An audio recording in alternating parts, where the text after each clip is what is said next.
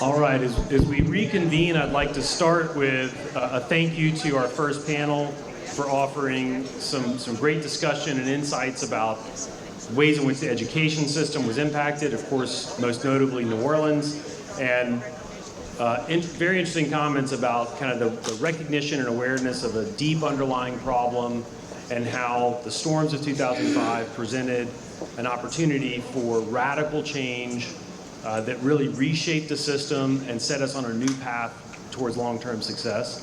And as we shift gears to a new topic, I think we're going to hear some similar themes emerge as we focus now on Louisiana's coast and our next panel, Stronger Than the Storm, where we will focus not only on the experiences of Katrina and Rita, the immediate aftermath and recovery, but the way in which the coast really emerged as, I would say, a foundational issue that impacted and maybe underpinned in some ways so many different dimensions of those events. And as we came out of the 2005 storms, we emerged with a renewed appreciation of how important careful management of our coast and storm protection systems and long-term restoration was to the vitality of our coast. So with that, I'll briefly welcome our panelists to the stage.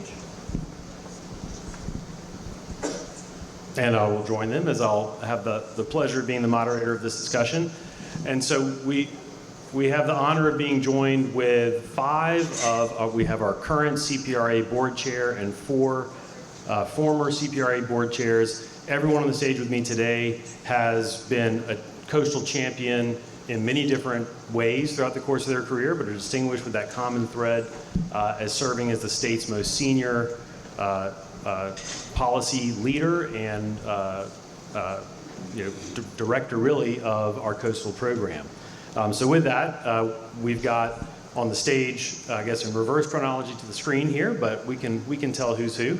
So I'll offer some brief introductions. First, we have Sidney who worked on coastal issues under Governor Foster before ultimately serving as the director of the Office of the Governor's Office of Coastal Activities under Blanco, and after the storms working with Blanco to lead the redesign of the coastal program and the creation of the Coastal Protection and Restoration Authority. And then after leaving public service, working for many years with America's Wetland Foundation as a coastal champion. To her left, we have Garret Graves, who stepped in as Governor Jindal's appointee to that role as the Director of Coastal Activities, Director of the Governor's Office of Coastal Activities and CPRA Board Chair. During his tenure, he was also the lead negotiator of the Deepwater Horizon disaster, which led to the largest settlement and penalties for a single company in our nation's history, bringing an influx of money to support coastal projects, among other things, and most recently has served in Congress representing South Louisiana from 2015 to 2025. To his left, we have Representative Jerome Zeringue, who has worked on coastal issues at many levels, starting all the way back with LSU Sea Grant, the Nature Conservancy, Terrebonne Levee and Conservation District, and then through state government in multiple roles in the Governor's Office of Coastal Activities, and then subsequently the executive director of CPRA before ultimately taking on that role as the director of the Governor's Office of Coastal Activities and member of the Governor's Cabinet and CPRA board chair. To his left, we have Chip Kline, who also has worked in this realm for many years and has the unique distinction of having served as the CPRA board chair under 2 different governors, serving under Governor Jindal in 2015 and under Governor Edwards from 2018 to 2023. And at the end of the stage, we have our current CPRA board chair, Gordy Dove, serves as Governor Landry's executive assistant for coastal activities, but over the course of his career has been a coastal champion through many different roles, including parish president of Terrebonne Parish for 8 years, and prior to that, representing District 52 in the Louisiana House of Representatives from 2004 to 2016. And in my effort to try to condense some really voluminous and impressive resumes, I think I skipped over a highlight of Representative Zeringue, that he has left that role in the state government to take on a role in the legislature and currently serves as the state representative for House District 52. So with those introductions in mind, I'd like to take just a moment, kind of going back in time, and hear from each of you just a quick kind of introductory thought or highlight moment from the 2005 hurricane season. If you could share with the audience a brief memory of, you know, what role you're in, where you were living maybe, and a standout memory from that time. And we'll start here with Sidney Coffey. Well, I remember, of course, I was in Governor Blanco's administration at the time, and I remember standing in the emergency, whatever we call that, you know, the great big emergency thing. And we're looking up at all the screens, and all of a sudden there's all this water coming in New Orleans. I mean, and it was so strange to see because the storm was over, right? And then all of a sudden we realized, my God, the city is filling up with water. What she did was she took us out of all of our positions that we were currently in and brought us into the emergency situation. So most of us, I was triaging national media, which is basically my background anyway, that very many lifetimes ago. But yeah, and so, you know, I remember I ran into Mitch Landry coming down the hall. I had just been to where Wildlife and Fisheries were taking in the little pieces of paper of all the calls that were coming in, people who couldn't find their family in New Orleans. Have you checked here? Have you checked there? And I thought we were doing great, right? Until I saw the stack was this high, and these are just pieces of paper. And it was so overwhelming. I remember Mitch walking this way as I'm going out, and I just broke down in tears. So we were in the thick of it, and I'll get to the coastal restoration part later. Yeah, thank you. Yeah, Congressman Graves. All right. So I was actually staffing in the United States Senate when Hurricane Katrina hit, but we were having a hearing in New Orleans that weekend. So I was actually home in Louisiana. My wife had come down, and our 8-month-old, 9-month-old son was with her. And so we were down there to do a hearing on coastal Louisiana and in New Orleans when Katrina started bearing down. So as Sidney said, it was really fascinating because the initial response, and look, we can put all kinds of caveats there, but in general, the initial response was that the levees held, the system held. And then when the reports came that Inner Harbor wall snapped, I mean, it was just unbelievable how this went from a serious situation to an outright crisis. And I'm not sure how many of you saw how amazing that wall was, but when it snapped, it reportedly sounded like a gun going off or a cannon going off. But the other thing is that you could see every single house that was within the trajectory of that water where the wall snapped. Every house for blocks and blocks was just literally eliminated. The water, the force of the water was so strong, it just knocked everything down. But it was crystal clear that this was going to cause a fundamental change moving forward. And lastly, I'll say personally, you know, I spent a lot of time working as a staffer on the Hill for the Louisiana delegation, did a lot of work on the Corps of Engineer issues.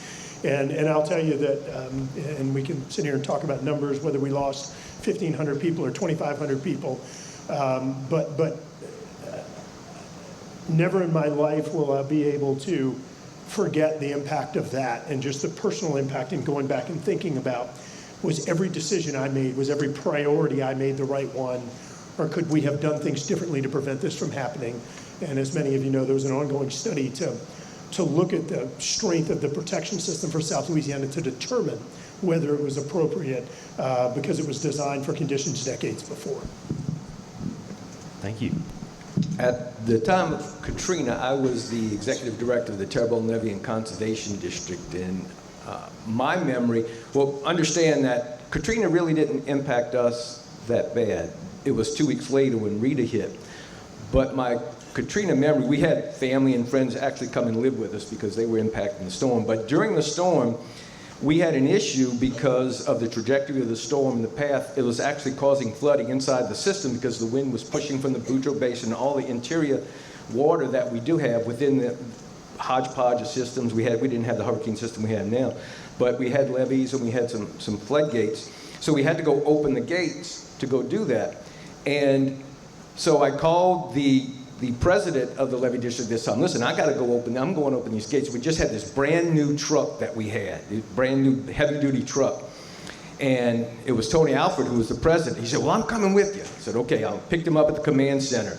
And Gordy was at the command center too. So Gordy said, I'm in. So we got in this brand new truck. I was the only one who could drive because I had the insurance. But when we were going down there, we had to cross all these wires and knock all these, because it was still, it was pretty bad, the wind. We caught the wind, but it was the water that was pushing it. And I'll never forget, we had to move these wires, and Tony's tall, so he was the tallest one, so he had to actually get the stick and pick up the wires. And we're like, should we be doing this? And Gordy would tell him, look, I'm telling you, I'm an electrician. It's safe. Just pick it up. It's wood. Here's a wood stick. Pick it up. And he'd pick it up, and I'd drive the truck through it. And we ultimately got to the gates, and we opened them up and relieved the pressure. But it was an interesting time, and obviously the impacts to New Orleans was much greater for Katrina than we had. But we had 2 weeks later Rita, which is the worst flooding Terrebonne Parish had ever experienced since Betsy, and it was pretty bad. Just clarify, Gordy was given that advice from within the cab of the truck. Yeah. Was 2 inches taller than me. So my story is a little different. I was actually not living in Louisiana in August of 2005. I was just 2 years out of LSU and had every intention to go to law school, but got a job offer on Capitol Hill. And I will never forget, my wife and I were married in August of 2005. We had gone on our honeymoon. We had just arrived back in Washington, and I think the following week, Katrina happened. And I was not intimately involved in coastal issues when I was working in DC. But I can remember watching the news footage and the media coverage of Hurricane Katrina. And I, just like Dr. Clark, who spoke previously, wondered, will I ever get to go back home? My mom's family was from New Orleans, and it was weeks before we could locate them and communicate with them. But in DC, I worked for a senator from Texas, Kay Bailey Hutchison, and all of you know that immediately following Hurricane Katrina, Hurricane Rita happened, which heavily impacted the state of Texas. And so getting to watch Senator Hutchison in some of the emergency supplementals and coordinating with the Louisiana delegation on some of the emergency supplementals and funding appropriation bills for Louisiana, I knew that I was not going to be a long-termer in DC. I wanted to go up there for the experience. But when we moved back home, I knew that this was the issue that I wanted to be involved in. And luckily, when Garret moved back, we moved back at the same time, and I was able to hop on Governor Jindal's transition team and then truly fell in love with this issue. And so that's a little bit of my story and my beginning in this space. Yes, and I was just elected in 2004 to the House of Representatives, and I was on the Natural Resource Committee and Transportation Committee when Katrina hit. So naturally, we were kept up to breast and all with it. But from living in Terrebonne, like Jerome said earlier, we more got wind than anything. And then a few weeks later, Rita hit us pretty hard. And after seeing what was going on in New Orleans, 11,000 homes flooded in Terrebonne Parish. And just to give you, for instance, it brought in 9 foot of water recently, Francine brought in 11.5 foot of water and no homes flooded in Terrebonne Parish. And that's how far we've come.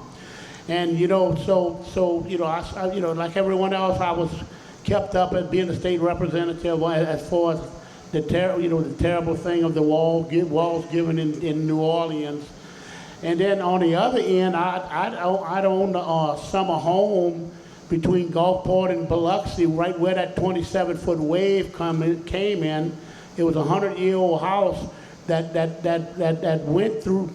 went through Camille and was totally destroyed. When I say destroyed, there was nothing there.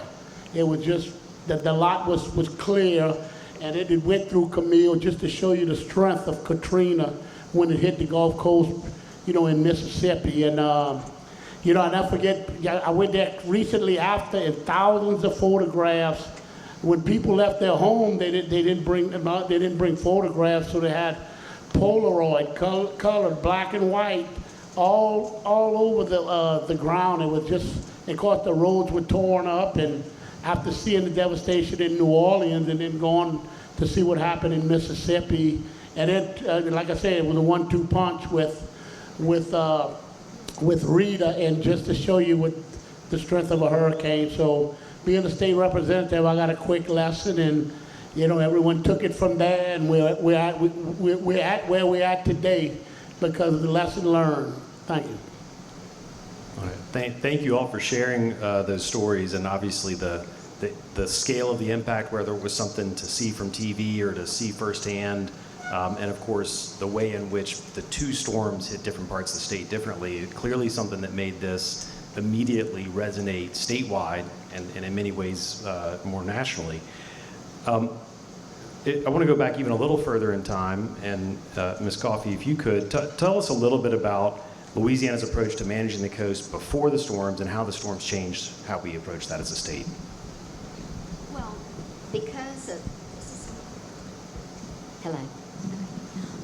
because, you know, we didn't have the resources, money.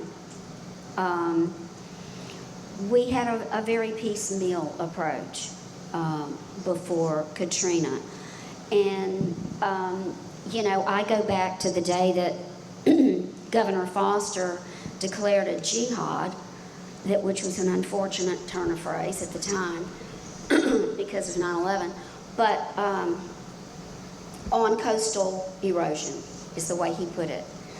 And we all were thinking at that point, this has got to be the kind of issue that does not separate environment from economy.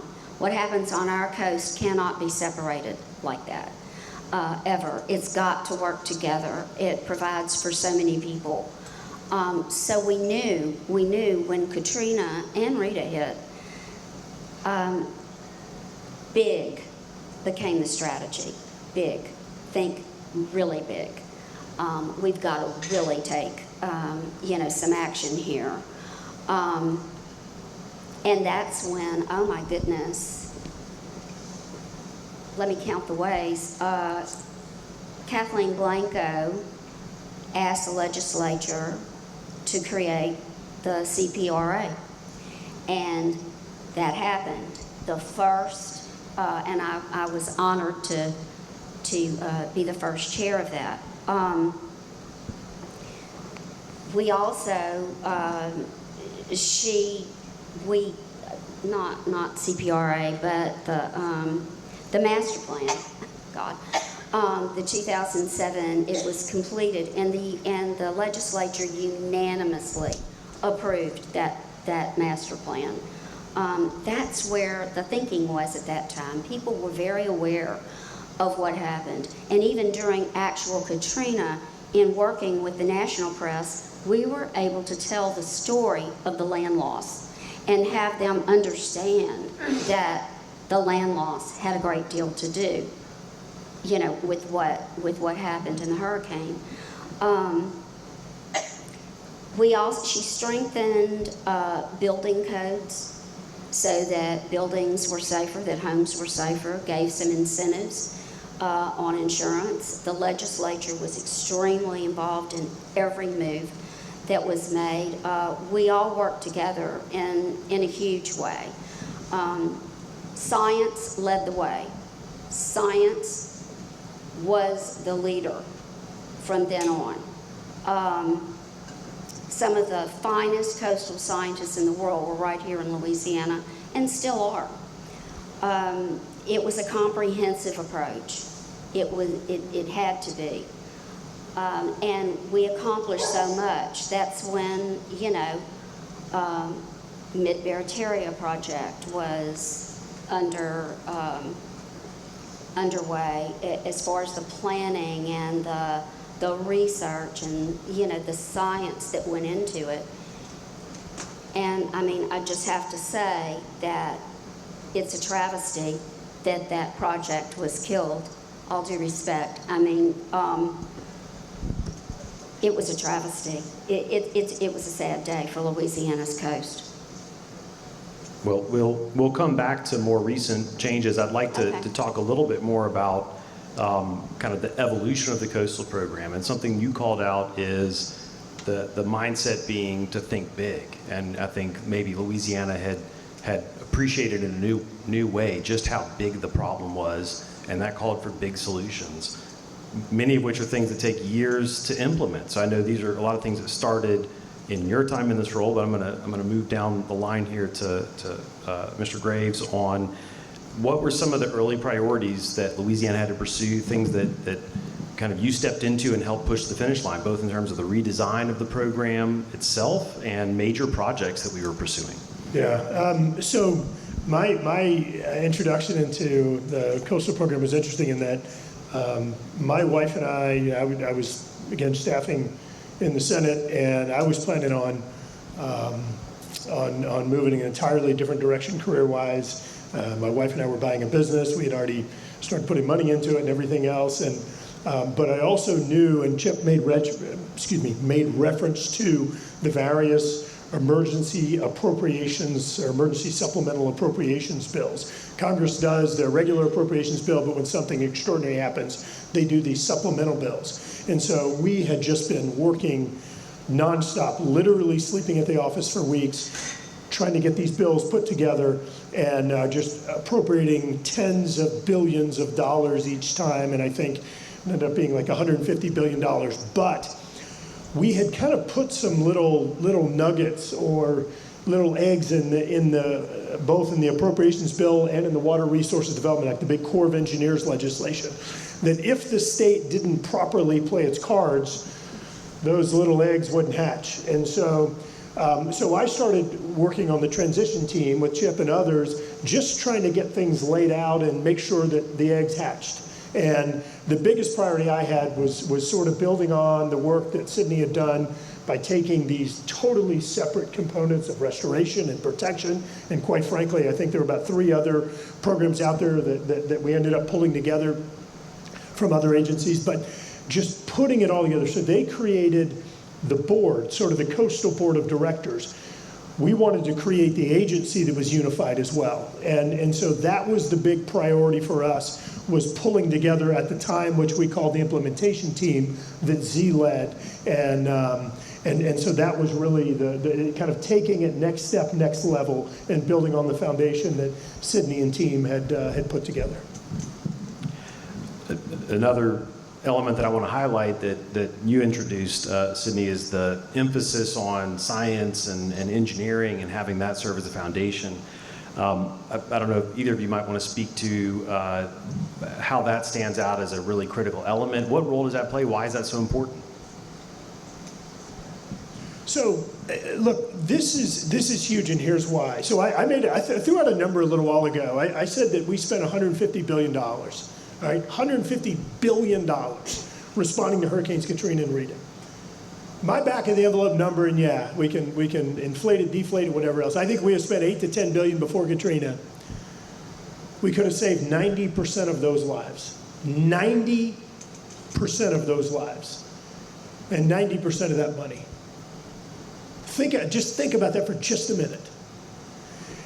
And so, look, here's my 2 cents, and I can piss off everybody in this room very easily. but I'm not in office and you can't vote me out. But here's the thing, the levee districts, some of them, and Z's truly was, the Terrebonne Levee Conservation District truly was one of the good ones, but some of them just became these political entities, and the expertise wasn't there, the decisions were political, helping out friends with contracts, making stupid decisions, and importantly, and Sidney did a lot of work on this, and importantly, it was this just total scatterbrain strategy, meaning this levee district's doing this, and it was all about getting the water out of my area to hell with my neighbor. Water's going somewhere. And so if Z did a good job, he was going to flood St. Mary and Lafourche. I mean, but look, honestly, if Z did a good job and he kept his people dry, he did his job. But if you flooded Terrebonne and Lafourche, St. Mary and Lafourche, then it wasn't on him. Like, he did his job. And so we didn't have this comprehensive approach. And so if we're going to the federal government and asking them for tens of billions of dollars. Look, you've all heard the master plan, 50 billion, 50 years. The reality is it's going to be significantly more than that. So if we're going to the feds and we're asking for money, we've got to be legit. We've got to be legit. We've got to have a strategy that's a comprehensive strategy for the entire coast of Louisiana, not flooding St. Mary to keep Terrebonne dry, to keep everybody protected. You know, who's going to stand up and say, yeah, I'm the one who was responsible for the loss of those 1,500 people the next Katrina? Who's going to say that? Nobody is. We can't be stupid, and we've got to learn from the mistakes. And look, extraordinary work that they did. We built on it, Chip built on it, and it's continuing to move forward. But right now, the federal funding streams, look, here's the reality. The reality is our coastal program has limped along on disaster after disaster. That's how our program's been funded. And I can sit here and I could probably cobble together about $27 billion we've pulled together since Hurricane Katrina for the coastal program. But you know what? Almost all of it is federal funds. From Hurricane Katrina, it's the Deepwater Horizon, it was Gustav and Ike. And Hurricane Ida, it was the 2016 flood. That's not a program that's going to get us to the goal line of actually protecting coastal Louisiana and getting a sustainable footprint, the coastal communities, and getting a sustainable footprint of our coast. We can't go to the feds and say, hey, yeah, give me $1 billion a year, $2 billion a year. These numbers aren't crazy. Look at what the Great Lakes are getting. Look at what Everglades is getting. We're getting smoked right now.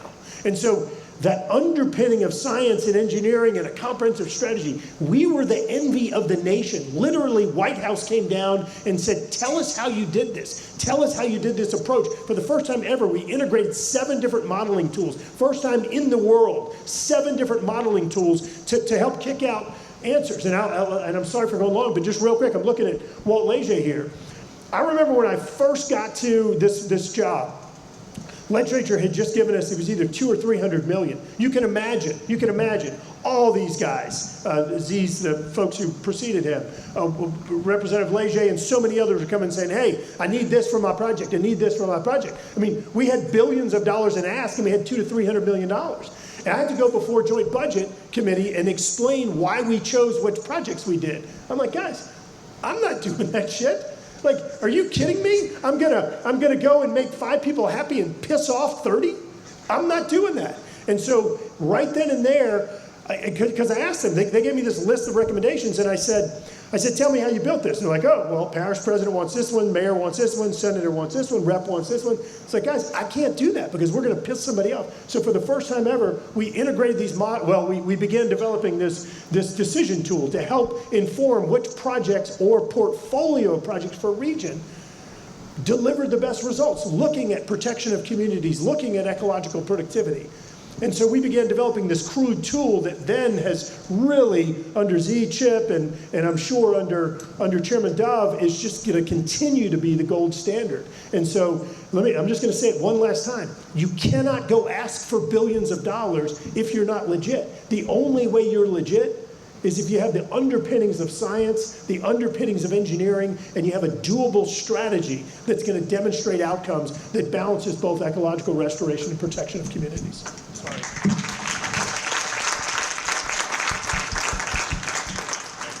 Thank you for that. And I want to follow up on that. So we're thinking about a post-Katrina Rita era with a new, more integrated statewide strategy, but that wasn't a state takeover of everything that we're doing along the coast, right? So I'd like to follow up with Representative Zeringue, thinking back to the local role. How did that local role change? How does the local role carry on today under this new paradigm of a statewide strategic plan? Well, I think to Garrett's point, and to further out from the locals' input, but again, I think before I say anything, I think I would be remiss if I didn't mention, having Garret started in January of 2008, I came in March, Chip was already on board. But Sidney and Governor Blanco did a good job of establishing the framework, but CPRA is what it is. It would not be what it is if it would not be for my crippled friend right here, that he is, because of his leadership and the effort that he put into it, helped establish that science and engineering drive the priorities and make a political process as apolitical as it could or should be. And he's responsible for that, and I thank him for what he's done and what he's established. But on the local level, the challenges we had, because I mean, when I was working on Morgans of the Gulf, and we'd go to the Corps of Engineers, and I remember Mr. Clifford Smith, he was, stalwart. He was on MRNT, and he was responsible for a lot of the success we had, in addition to Garret and others. But we'd go to the Corps of Engineers, and they'd say, there's no way the Corps is going to build a levee outside of New Orleans. And that's what we were facing at the time of Katrina. And things have changed, and fortunately, some of the things that have changed is our approach and how we build levees, how we protect communities in terms of resiliency, and allowing science and engineering to drive that. For example, in Katrina, there's no doubt the system that was built in New Orleans, speaking of gold standard, is the gold standard, but it's built under the premise, and I'm not an engineer, but frankly what they would do is, they were utilizing principles that were for mainline river levees that were subject to pressures for weeks on high river. Well, in a hurricane, at most, it's going to be hours to maybe a day that it will have pressure. You don't need to have a system as robust as you would a river system. And it's not compromising safety, it's being realistic, because if you can't afford to build it, it's no good as not having anything anyway. So we still have a long way to go, but I think some of the lessons learned, at least from the local or statewide perspective, is looking at how we can re-engineer or approach what we do to protect communities and resilient communities. And I think that is part of some of the lessons learned, some of the things that we continue and need to work on. And from a local perspective, getting the locals to contribute. Lafourche started it, they taxed themselves. Terrebonne, we've taxed ourselves in terms of putting our money where our mouth is, in terms of we put in millions of dollars, tens of millions of dollars in our protection before the state came on board. But others working together with the state, fortunately, we moved that forward to where we are today. But a lot of it has to do with getting the locals and changing the levee districts in terms of what Garret was referring to, in that it's not just local, because we need to look at this from a hydrologic perspective. Water doesn't recognize boundaries, and we need to look at it from a comprehensive approach. And that's where I think the CPRA and the master plan was so instrumental in changing that paradigm and how we work on protecting our state. I'm going to keep moving down the line as we think about the evolution over the last 20 years. I'm going to turn to Mr. Kline, thinking about as the coastal program really starts to mature and we're getting into successive master plans. What are some of the things that the state did to try to make sure that we were pushing in the right direction? Well, first of all, I just want to say I had the very good fortune of working with Garret and Z and kind of the reform efforts that were undertaken under Governor Jindal as just a lowly little policy advisor sitting in a cubicle in the Capitol Annex. But by the time that I became chairman, I really think that CPRA had hit its stride. You had, as a result of the reforms that were done, you had a well-defined, well-organized state agency that was able to absorb the work, to deliver projects. You had funding that was coming to CPRA to deliver projects that had been envisioned for decades. But also, we had multiple master plans that we could look back on. Particularly the 2012 plan, which, as Garret and Z alluded to, was the first time that we said, well, how much money do we realistically think we can obtain And what is a sufficient planning horizon for the overall sustainability of coastal Louisiana? And I don't remember which point in time it was. It was post-2012 master plan, but there was some point in time where the men and women inside of CPRA realized that we can do this. And we can do it on the scope and scale that we need to address the problem. And when you have project or master plans that precede you and you have projects on the ground, it gave me as a benefit as chairman, and I know Brent is here and other coastal leaders that worked alongside of me, it gave us the ability to look at projects that were on the ground, how they performed, and was the science right? Was our modeling right? And so these were educated guesses originally, but then when you build the project, was it sustainable? Did it perform well under certain environmental scenarios? How did it hold up against this storm or that storm? And when you have that type of information, it improves your inputs into your modeling projections. It improves your science. It improves your data. So I think as the planning evolved and as multiple master plans were passed, we were more and more certain that we were doing the right thing, because your models are only as good as the information that you put into them. And so to have that track record and those projects and those portfolio of projects, to see how they performed on the landscape, I think helped inform future master plans. But I will say that I think the 2012 plan was the benchmark, and each plan thereafter built on the 2012 plan. The 2017 plan, I think, improved a lot of the environmental metrics, the risk metrics, the environmental scenarios. The 2023 plan, I think, built on the 2017 plan. But I also think there was something that happened between 2017 and 2023. I think when the state legislature, I know we have former Senate President Cortez here, other members of the legislature, Representative Leger, when members of the state legislature and even various parish presidents were looking at CPRA's track record, the fact that you had a well-informed plan, that you were delivering projects that had been envisioned for years at a record pace, there was an effort in the state government to expand the role of CPRA.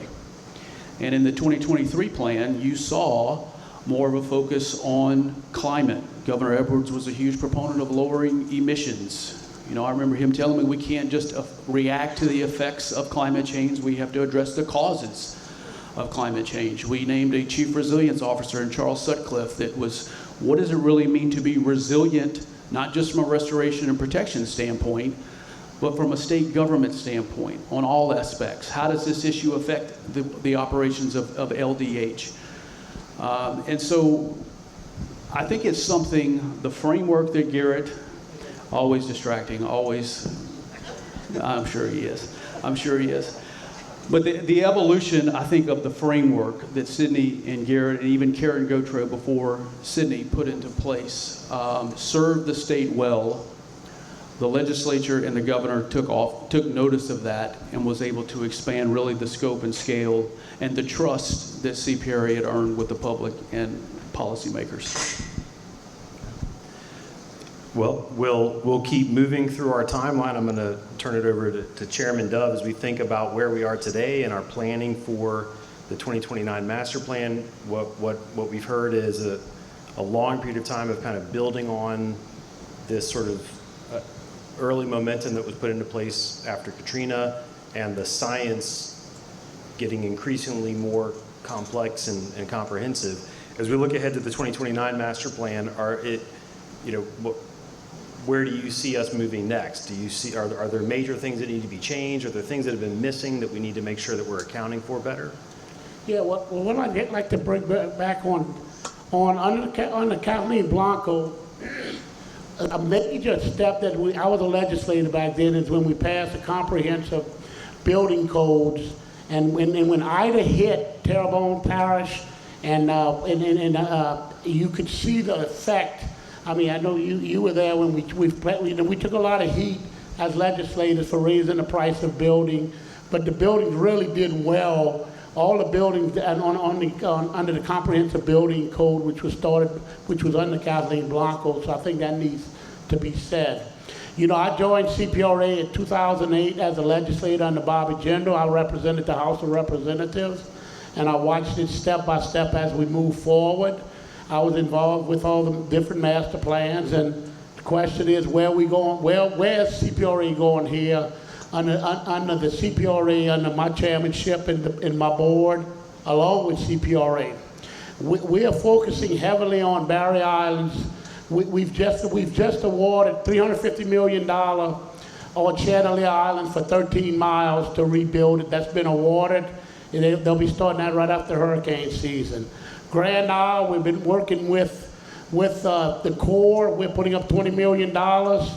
The Corps is putting up $40 million, and we're going to complete the last 3 miles of segmented breakwater rocks in Grand Isle. As you know, when Ida hit Grand Isle and Fouchon head on, wherever they didn't have segmented breakwater rocks, it was devastating. So we're moving forward on that. We should be placing rocks in the next 4 or 5 months. So let's move to Fouchon. Fouchon took a bad hit during Ida. Part of our program under CPRA is 8.5 miles of segmented breakwater rocks, but at a +10 instead of 6. We're protecting our energy structure there, but we're also protecting loop, which brings in 16% of the crude oil in the United States. But 50% of the pipe refinery capacity is in Fouchon. So we made a move to go ahead and do 8.5 miles to protect Fouchon. So let's move to the next island, which was abandoned in 2017. East Timley Island, which protects the western flank of Fouchon, plus it's in Lafourche plus Terrebonne. It protects Terrebonne. We started about a year ago rebuilding that island. That was abandoned because the monies were moved over to the diversion. So those monies are back available again. So we're moving on East Timley Island. In Terrebonne, we moved a year ago rebuilding the Wine Island. We're doing Wine Island right now as we speak. Move on over to Marsh Island over in New Iberia. We are rebuilding Marsh Island. The Wildlife and Fisheries owns 72,000 acres. At the same time, we're doing White Lake right to the northwest of it. We're adding on to the segmented breakwater rocks over at Rockefeller in joint venture with the Corps of Engineers. We're swinging back, so let's swing back from Vermilion to St. Mary. We have a comprehensive levee system. They have no levee system there. We started that some time back, that we're moving forward into hurricane protection. And also, as you know, that Terrebonne Parish's Boganza system is well on its way. The people tax themselves 3/4 cent sales tax and raise $400 million, and we're lifting those levies. South Lafourche is at 18 feet. They've done a great job. They've taxed themselves. We're presently working with President Najul. We are funding, which should have been done 10 years ago, a floodgate in Desalmens. Bayou Desalmens, as you know, Ida came right up Bayou Desalmens and basically destroyed Kramer, St. Charles, and Lafourche Parish. We are finishing the engineering on that. We're moving in on that. Along with St. Bernard Parish, we're building land bridges in St. Bernard. We've just got $5.8 billion through the Word of Bill for St. Tammany, working with President Cooper, and we're moving forward on that. Of course, that's a long trail, as a lot of you know. So we're moving in there. As far as Barataria, I see President Keith Hinckley. We just moved forward with him, adding on to Spanish Pass Land Bridge. We actually issued the IGA to him yesterday. We put a team together to do a 23.5-mile land bridge from Plaquemines through Jefferson to Lafourche. We're continuing the land bridge through Lafourche and to Terrebonne to tie into the land bridge that was put in Terrebonne Parish 25 years ago. So we're moving on all this as we speak. So you ask me, what is it? And then we have 145 projects. I'm just mentioning the new ones and the larger ones. We are expeditiously moving. I believe in the dredging. The dredging is immediately. We're going to dredge these land bridges and get protection. You're gonna build these land bridges at 3.5 feet. You're gonna crown them to 5 to 6 feet, and protect all these parishes along with St. Bernard Parish. And there's also some other projects in St. Bernard and St. Tammany. So we've gone across the globe, across the coast, and doing structures that we can do immediately. And Ms. Coffey, I want to say this about the diversion. You have my number. I am more than happy to sit down with you and show you the facts, figures, like I gave the legislature, the facts, figures, and backup on why that was done. Another thing, if you look on the Corps of Engineers website, they will have an explanation of why they suspended the permit on the Mid-Barataria diversion. I didn't suspend it, the Corps of Engineers did, Ms. Coffey, so please call me. I'm more than happy to sit down with you. We've had four legislative committees that we went through, and we've only had 2 dissenting votes out of 4 of them that we went to the full House and floor. So, you know, I'm sorry I brought up the diversion, but I want to, when people say it's a tragedy, please, anyone in here, call me. I'll sit down with you and I'll show you what we got. And go to the Corps of Engineers' own website, and they'll explain to you why they suspended it. Thank you. Okay, I know there are a lot of topics that we may want to come back to and talk about. We're very short on time. I do want to give each of you a chance for a final thought, and if you'd like to share that on a specific topic or in a general way, you're welcome to. But I'd like, I'm going to give each of you 2 minutes. I'll try to keep it to 2 minutes so that each of you has an opportunity to reflect, stepping back, taking a long view, because that's what we're really trying to focus on today at a high level. Where are we now 20 years later, and what things would you hold up as priorities for the next 20 years?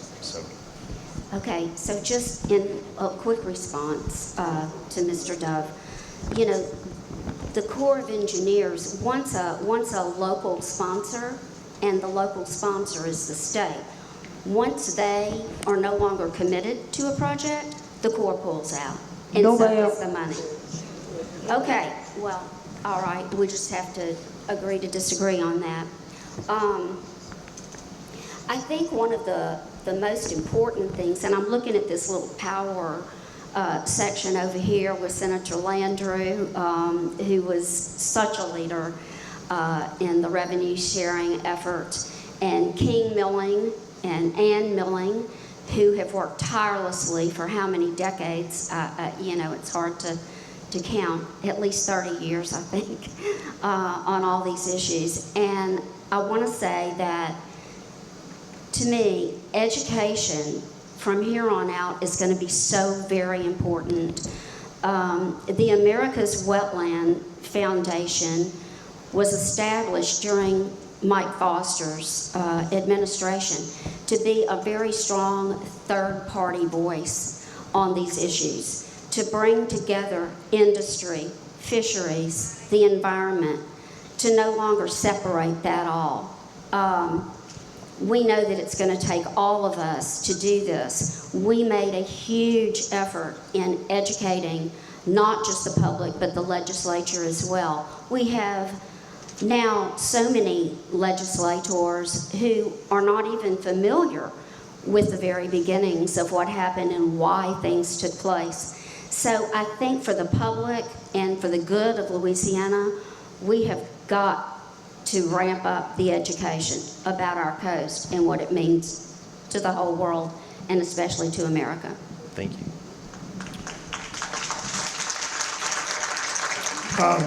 So look, I said earlier that when those people died, when all of these families, friends, neighbors, folks in South Louisiana died, it just had a profound impact on me, and that guilt is never, ever going to go away.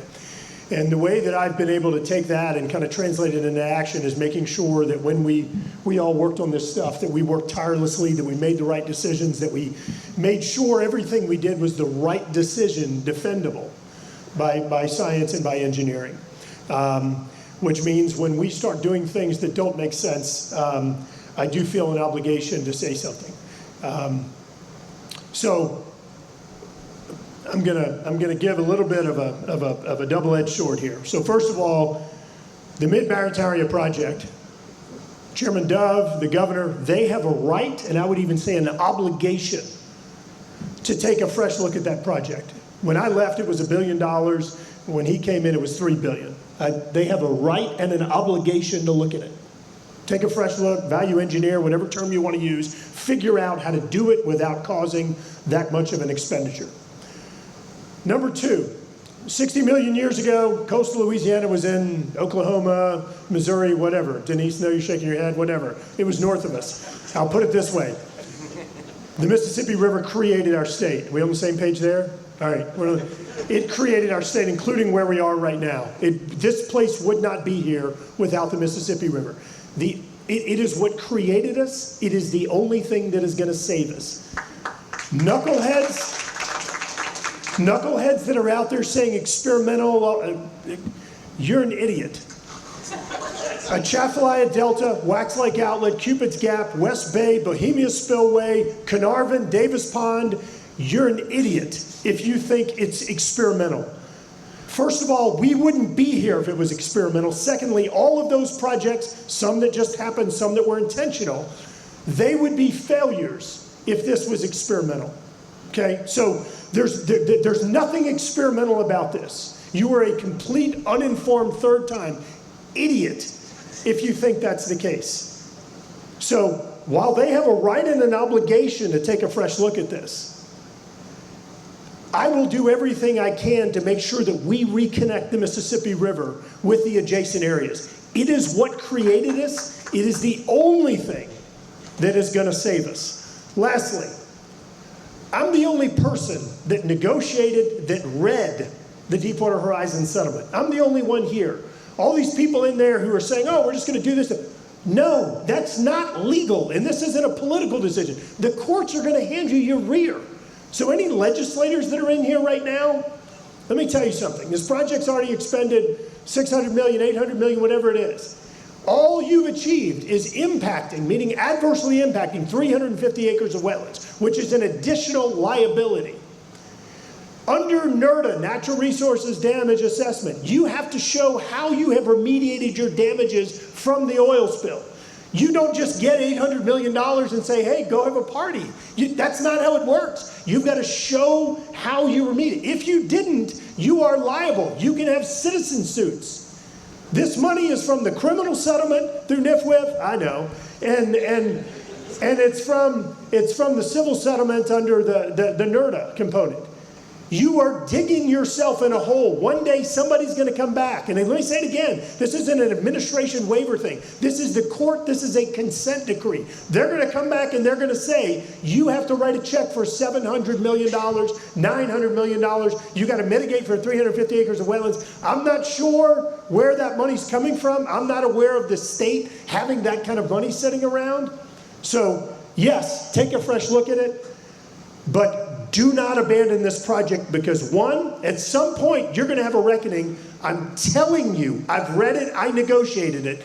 You are going to have a reckoning. Number two, the state doesn't have the money. And third time, Rivers created us. River is the only thing that is going to save us. It would be a stupid decision rolling back to pre-Katrina, dumb things that we did, and allowed this to become political to abandon that project or projects to reconnect the river with our adjacent areas.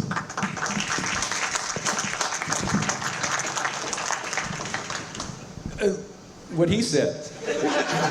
But there is no doubt, again, I was fortunate way back when in participating in Coast 2050, establishment of BTNEP, and all these other things.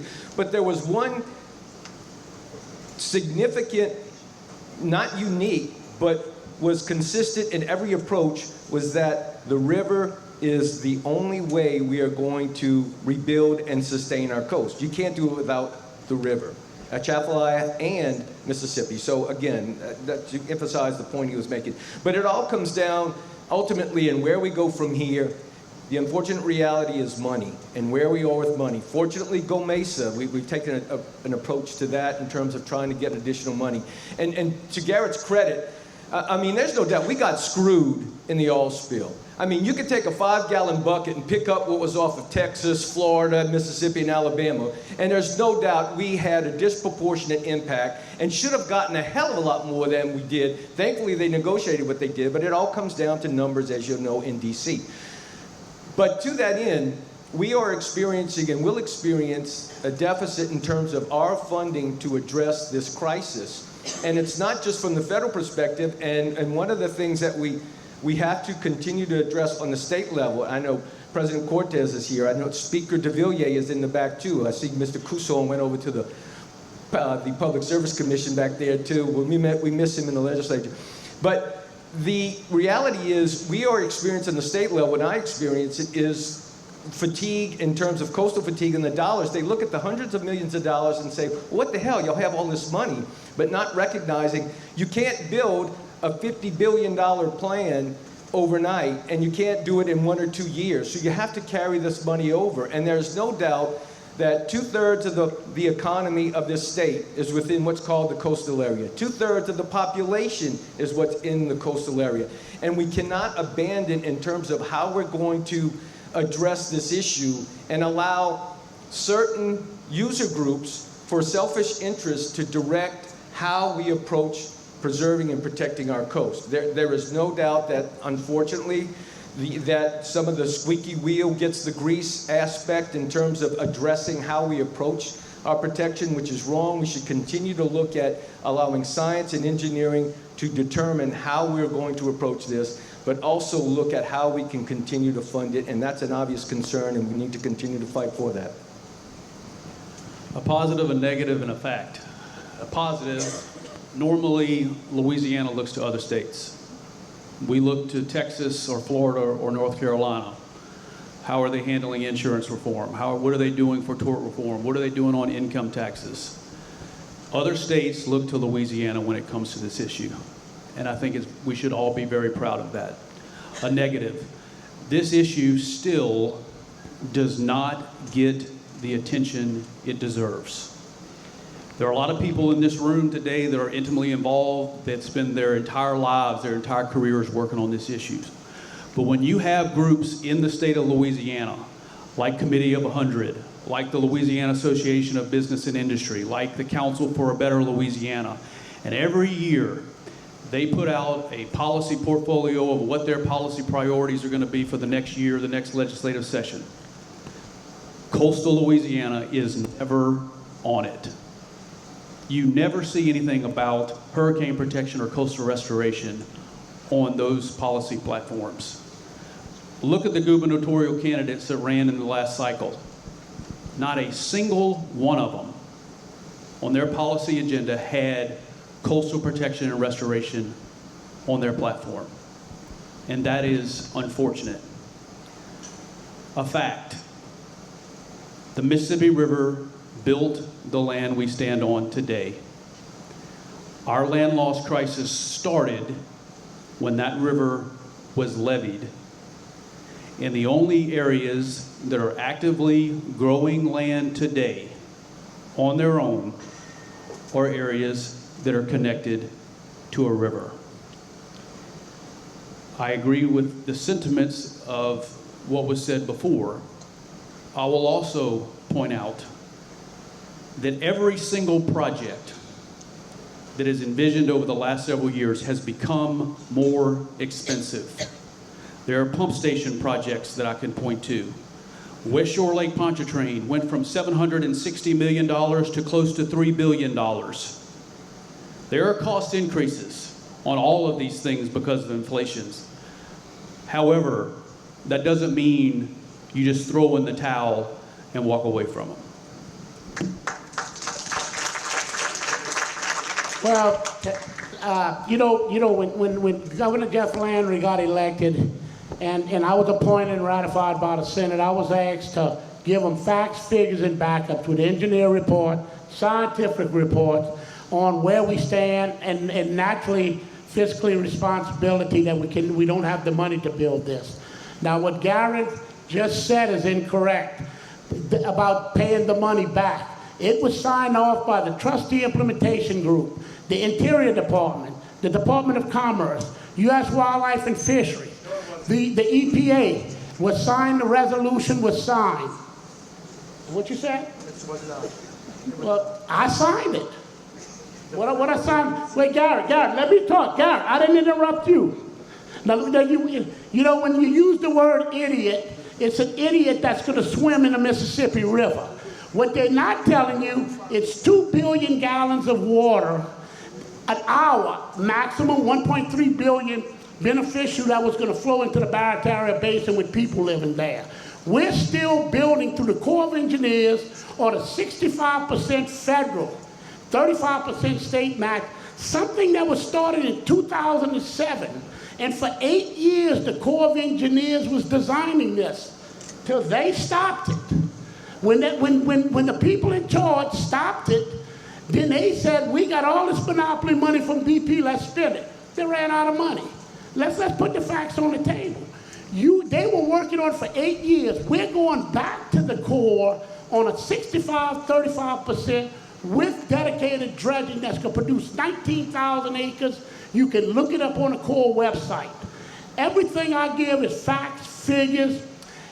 Garret Graves and them went on this venture, wasted $600 million, and now they don't want to realize you cannot build this thing. I didn't enjoy going in here and just stopping the project. I came in here to build things. I just listed you all what I've started. You ask anyone in CPRA, I started all these. Some of these ideas was the governor's too on these projects. But we signed a resolution with the trustee implementation group of the federal government. We are covered. And now we're going to re-implement $2.3 billion to projects. And by the way, they're all in the master plan. They've been in the master plan. They've been neglected. They're all scientific. Nobody owns the word scientific. I build nothing that's not scientific. I build nothing that's not sound engineering. But you have to do fiscally responsibility. You go talk to anyone with the state. You cannot build this thing unless the state's going to put up billions of dollars for the future and hundreds of millions of dollars right now. You know, I didn't enjoy doing this. I know a lot of people worked hard, and I respect anyone that wants to go in there and do better for the coast. And we all make mistakes, and we don't make mistakes. We are building a diversion. I'm going to give y'all one more example. Maurepas. When I took office, I was okay with Maurepas. Remember, Maurepas is a 720 CFS. It's a 2,000 CFS diversion operated at 720 CFS. It will have no more than 5% of the polluted Mississippi River water in the Pontchartrain Basin. All y'all have internets. Look up, list the contaminants of the Mississippi River, and you go put 2 billion gallons into Barataria, where this man right here, Keith Hinckley, who was the president of Plaquemines, will tell you, and you go live in there, you go catch the redfish. If you would divert the river in the 1920, I'd say divert till you can't breathe anymore. The river's polluted. You've got forever chemicals in there, and now we're doing research on. That's the forever chemicals, PFASs. You've got arsenic, barium, you've got PCBs, look on your internet what you were going to put on these people. But no matter what, throw it all away. You don't have the money to build it. I went with Patrick Goldsmith, and they all know Patrick Goldsmith. You can ask him with the budget. You don't begin to have the money to finish building this thing unless you want to obligate Gomesa for the next decades, and you're going to obligate the surplus. So I mean, you know, and for Garret to use the word idiot, Garret's never come sat down with me. Garret, you know my numbers. I raised money for you. I raised money. I've supported him in an election. I'm gonna. No. Let me finish. Garret Graves has made a statement of a bonehead decision. And Garret, I want to know one question. Did you come sit down with me and look at all the facts and figures? I would love to. Well, then let's go. All right. Let's rodeo. Anytime. Wake me up. It sounds like we've identified some next steps here, and I want to thank all of our panelists for joining us today. But I've been doing this a long time. Clearly a group here that is very passionate about Louisiana's coast, and I think a lot of very thoughtful conversation, thought-provoking conversation, and the conversation is not ended. but the panel has, so we'll move forward with our program. We're going to take just 2 minutes to let our panel be dismissed and bring up our next panel. So if anybody wants to grab a quick cup of coffee, but we're going to really shorten this break so we can stay on track for lunch. Thanks, everyone.